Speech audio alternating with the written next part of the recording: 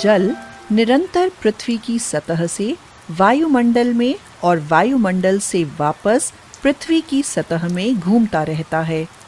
जल की इस चक्रीय गतिविधि को जल चक्र कहा जाता है। जल चक्र के दौरान जल ठोस, तरल और गैसीय अवस्थाओं में पाया जा सकता है। आइए जल चक्र को विस्तार से देखते हैं। सूर्य की ऊष्मा महासागरों, तालाबों और नदियों के जल को जल वाष्प में बदल देती हैं। यह जल वाष्प ऊपर वायुमंडल में चली जाती है।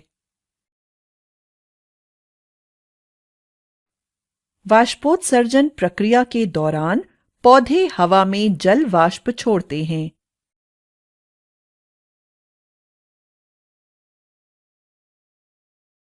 वाष्पीकरण और वाष्पोत्सर्जन द्वारा बनी जल वाष्प ऊंचाई पर जाने पर कम तापमान के कारण संघनित हो जाती है और बादलों का निर्माण करती है।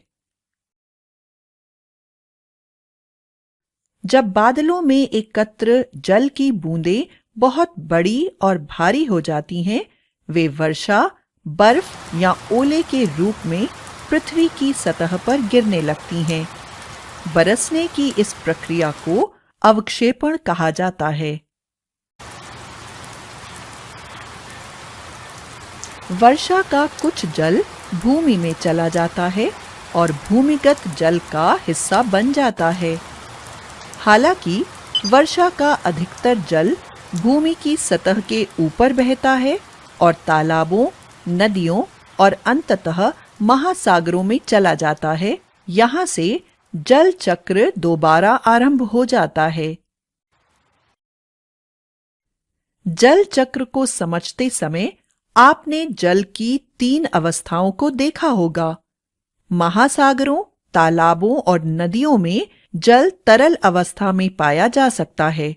वाष्पीकरण और वाष्पोत्सर्जन में उत्पन्न जल वाष्प जल की गैसीय अवस्था दर्शाती है।